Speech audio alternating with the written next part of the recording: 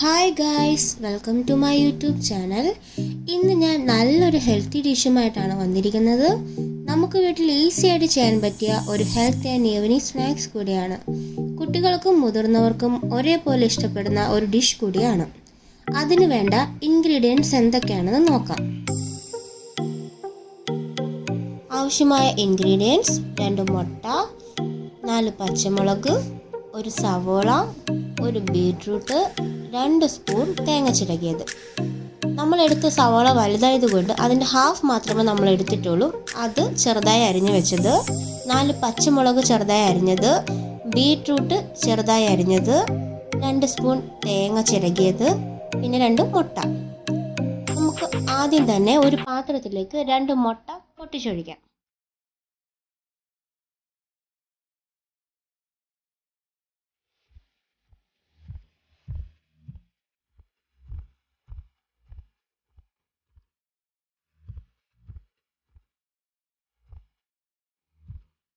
അതിലേക്ക് നമ്മൾ അരിഞ്ഞു വെച്ചിരിക്കുന്ന സവോള അതിലേക്ക് ഇട്ട് കൊടുക്കാം.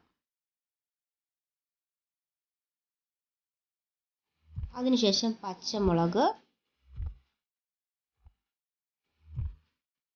തേങ്ങ ചിരകിയത്, ബീട്രൂട്ട് ചെറുതായി അരിഞ്ഞു വെച്ചത്, ഇവയെല്ലാം കൂടി ആ മുട്ട പൊട്ടിച്ചൊഴിച്ചതിലേക്ക് ഇട്ടിട്ട് നല്ല പോലെ ഒന്ന് മിക്സ് ചെയ്ത് കൊടുക്കാം.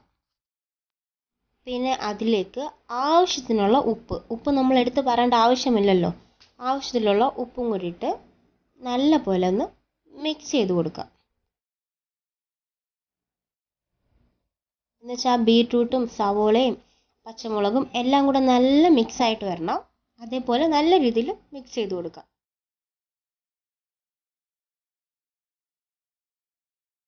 അപ്പോഴത്തേക്കും അതിൻ്റെ കളർ തന്നെ നമുക്ക് കാണാൻ തന്നെ എന്തൊരു ഭംഗിയാ. കുട്ടികളൊക്കെ ഇത് കണ്ടു കഴിഞ്ഞാൽ നമ്മളിത് ഉണ്ടാക്കി കൊടുത്തു കഴിഞ്ഞാൽ കുട്ടികൾ നല്ലപോലെ കഴിക്കുകയും ചെയ്യും.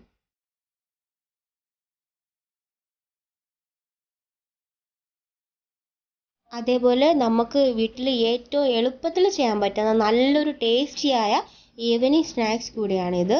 എല്ലാവരും വീട്ടിൽ മസ്റ്റായിട്ട് ട്രൈ ചെയ്ത് നോക്കണം.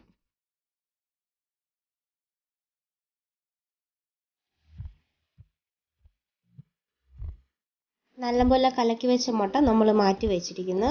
അതിനുശേഷം നമ്മൾ ഗ്യാസ് സ്റ്റവ് കത്തിച്ച് നമ്മളൊരു തവ അടുപ്പിൽ വെച്ച് ചൂടാക്കാൻ പോവുകയാണ്.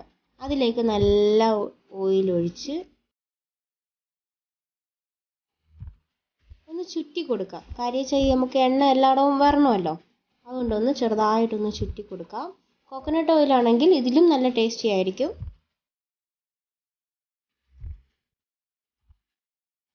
അതിലേക്ക് തവ ചൂടായി കഴിഞ്ഞ് അതിലേക്ക് നമ്മൾ എടുത്തു വച്ചിരിക്കുന്ന മുട്ട ഒഴിച്ചു കൊടുക്കാം.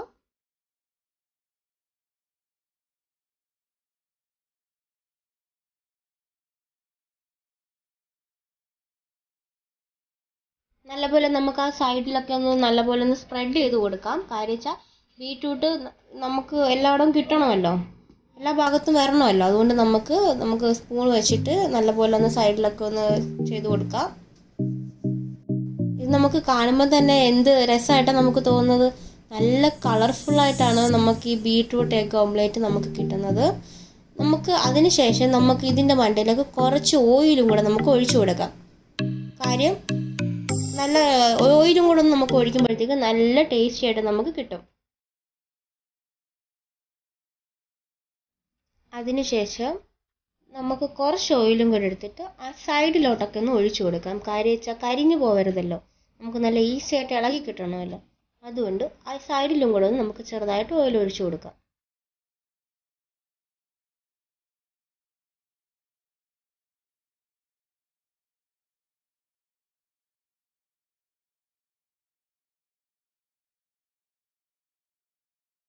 നമുക്ക് 1 മിനിറ്റോളം ലോ ഫ്ലെയിമിലിട്ട് നല്ലപോലെ വേവിച്ചെടുക്കാം. കരിഞ്ഞു പോകാതെ നോക്കണം.